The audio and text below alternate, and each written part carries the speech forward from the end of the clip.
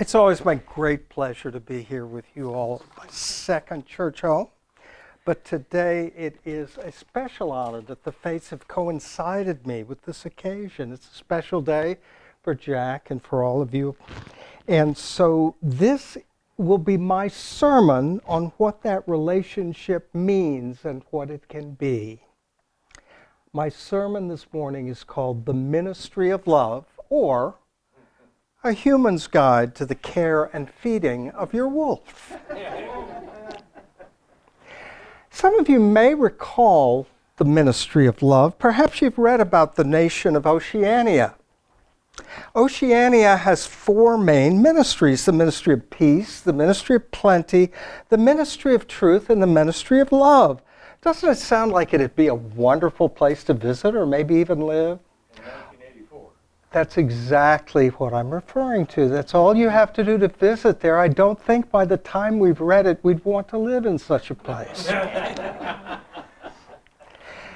In 1984, we're ruled by the principle of doublethink. You have to be able to dispense with critical thinking, believe contradictory things. That we have always been at war with East Asia. The ministry of truth is concerned with war. The ministry of peace is concerned with war. The ministry of plenty is concerned with rationing. The ministry of truth with brainwashing. And sponsors, in fact, some really helpful activities like the 2-minute hate every day and the hate week that's perhaps annual. The ministry of love offers a kind of rehabilitation for the wayward. Much like our fine criminal justice systems today and the way that we implement those well-chosen, democratically enacted laws, the ministry of love needs thought police to prosecute thought crime. In 1984, you're only allowed to believe certain things. It's not just how you behave. The truth is that in 1984, love really is important. Everyone is successfully rehabilitated when they've been to room 101. Do you know what's in room 101? Oh, yeah. Oh, God. Yes. The thing you fear most. That's what's in room 101. But everyone who leaves there is rehabilitated. They all love Big Brother. Oh, it's horrendous. Now, Jack Ford is not going to be your big brother. Not that big brother. But can you imagine a church ministry that dictates who you have to love?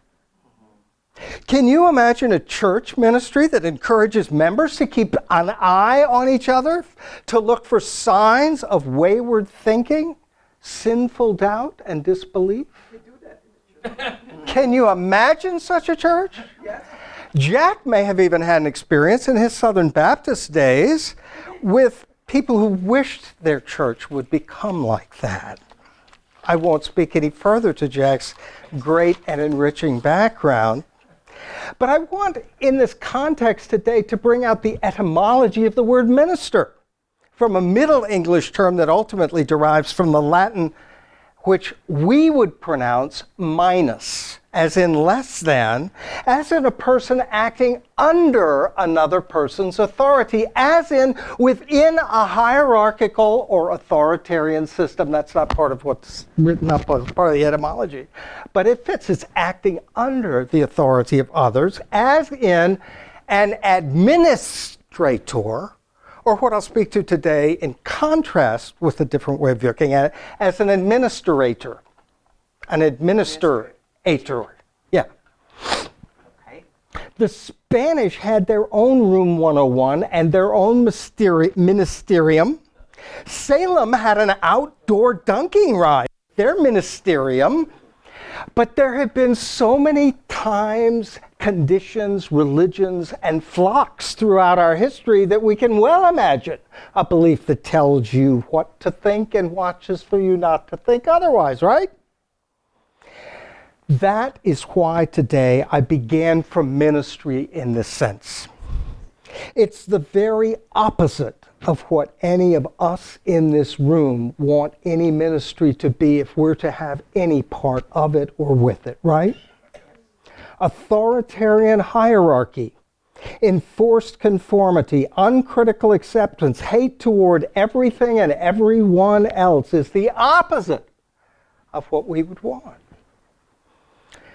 Well, we Unitarian Universalists wouldn't have anything like that. Okay. But before I go from the nightmare scenario of ministry with which I opened to a truly positive vision for you all and Jack, I want to go through a point of contention that I have with the UU model of ministry as I understand it. Those of you who are undyingly committed to the uncritical acceptance of anything passed down from a higher authority within our denomination may want to do something else during the next few minutes of my sermon. But first, a bit of logic to set it up. Are you a good witch or a bad witch? It's a logical fallacy, right? Now, it's a reasonable assumption. If somebody falls from the sky, they don't look like anybody there, and they've killed a witch, that maybe they are a witch. She wasn't a munchkin, it makes sense, but it's an assumption. So, my question to you, that's very important today. Are you a lay-led church or a minister-led church? Pick one. We're transitioning. Okay. You may or may not have to take hormones for that or choose to. You may or may not be able to use the bathroom of your choice in the state of Florida. However, in your transition, you can choose to accept that false dichotomy. You can choose, if you wish, to say, we have up till now been lay-led. We are going to be, from this point forward, minister-led. That is the model. A smaller church is lay-led.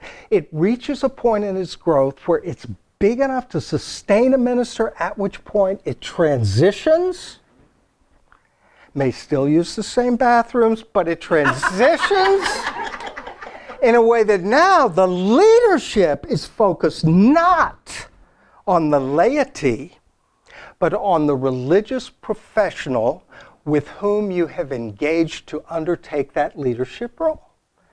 That is what I don't like, he said with a smile.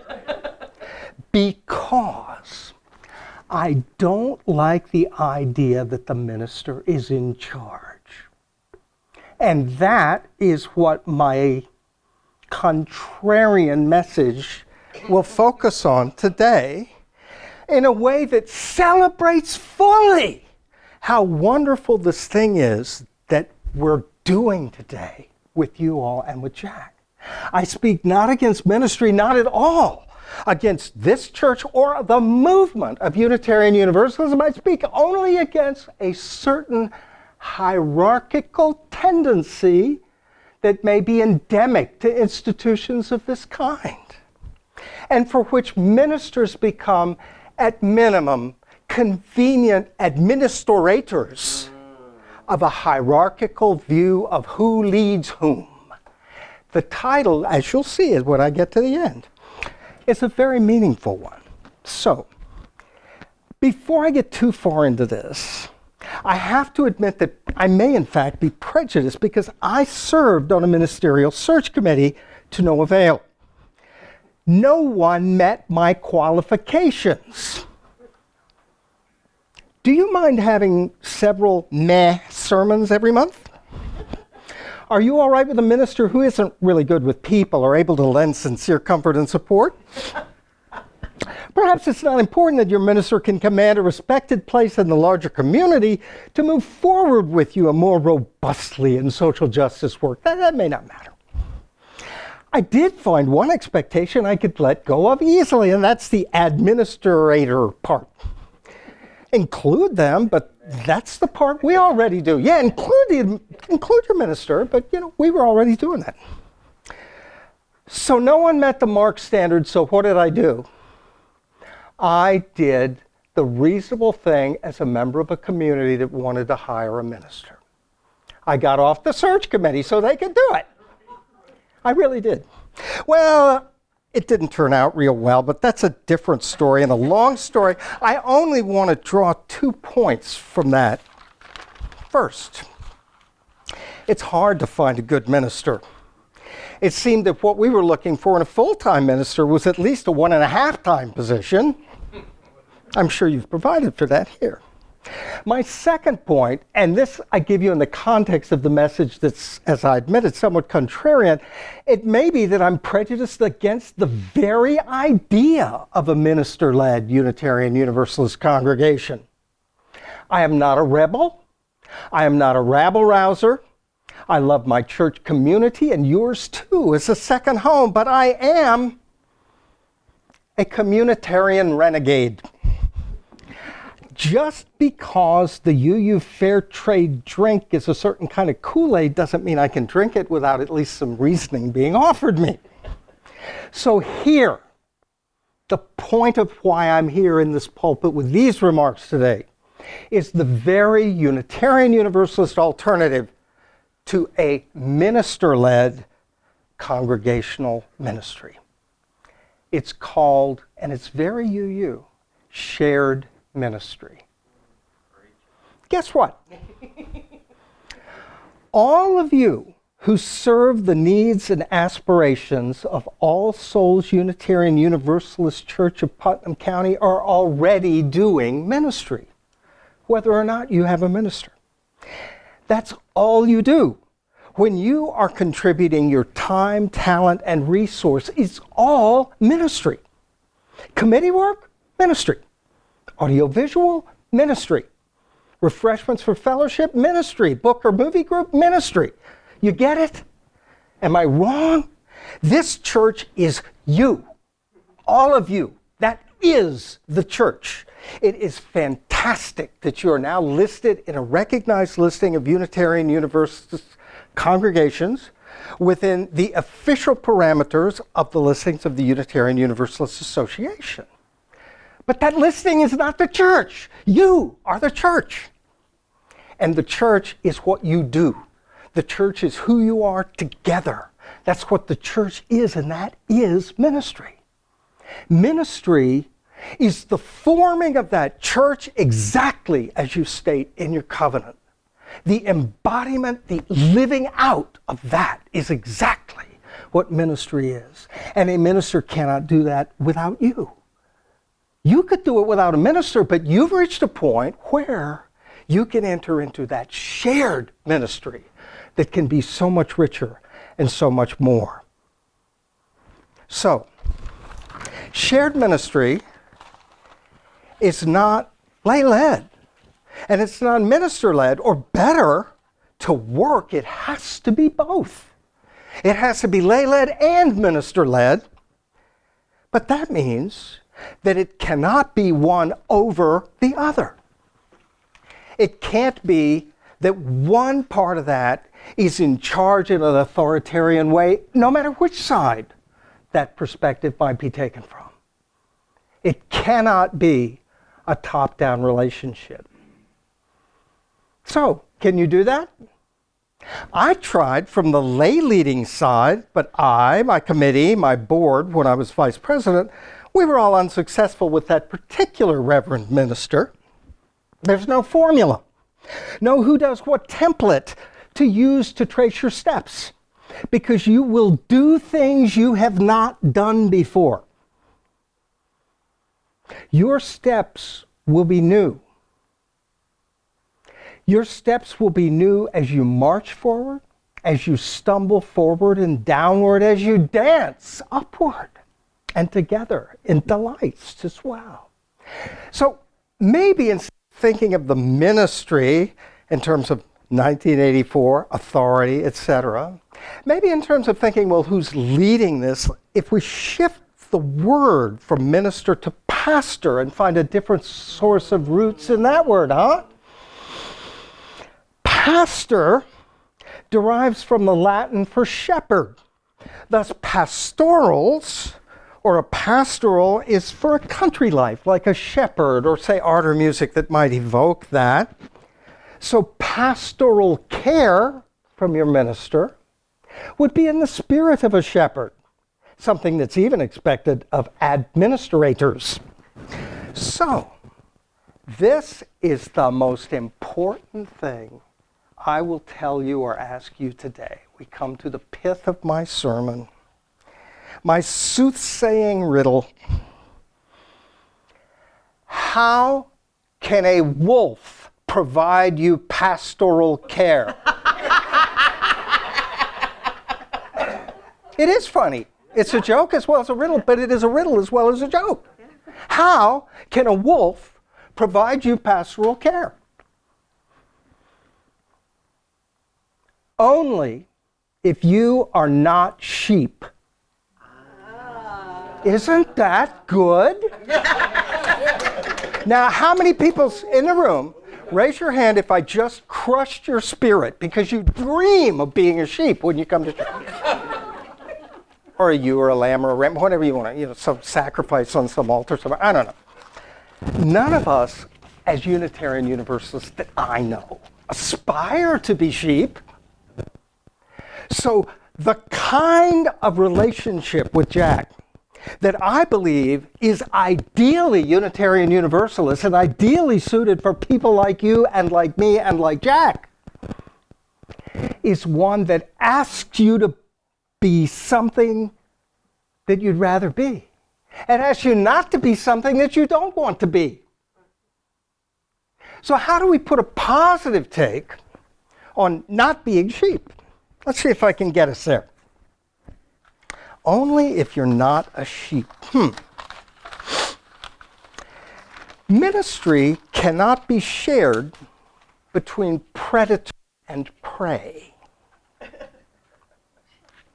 In that spirit, a philosopher I greatly admire, Friedrich Nietzsche, in his revaluation of all values, proposed that there is a master morality and a slave morality. The morality of sheep is the morality of Christianity and weakness. The morality of the nobility who have ruled and created great artistic accomplishments, among other things. That reality is the master morality. But Nietzsche's too was a false dichotomy. As if we choose between masters and slaves. Which would you rather be, the master or the slave? Well, other. In our society, we are othered for not wanting to be masters or for refusing to be slaves sometimes. But the point is, we can't use a top-down dichotomy. We can't use that kind of power-weakness model to talk about anything that is natural. Now, opponents of the perspective that I have will say that hierarchy, strong and weak, is inevitable, that it's a fact of nature. But I say that we believe otherwise, and that we're about to profess otherwise. The beloved community that we as Unitarian Universalists want to embody and to realize must be the peaceable kingdom. Have any of you ever seen Henri Rousseau's painting, The Peaceable Kingdom? It's sort of on the theme of the lion lying down with the lamb. That peace is not brought about through a divine intervention that has to keep the keep the peace. Thought police aren't needed in the peaceable kingdom. It's a conception of a nature that can include peaceably all of nature and all that we see as beauty and inspirational in nature.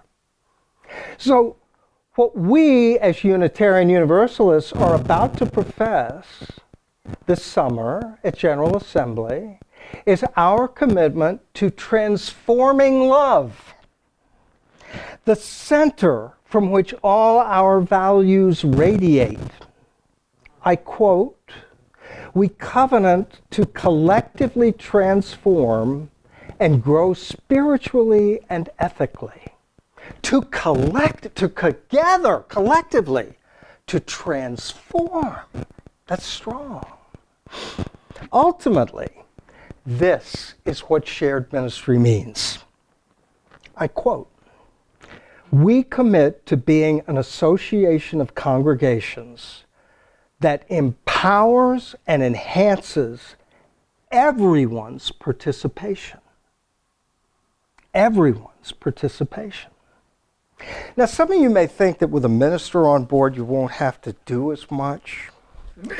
But nothing in our Unitarian Universalist values, old or new, elevates a minister above anyone else. You will do more, not less, but it will not be work. What we celebrate here today is this.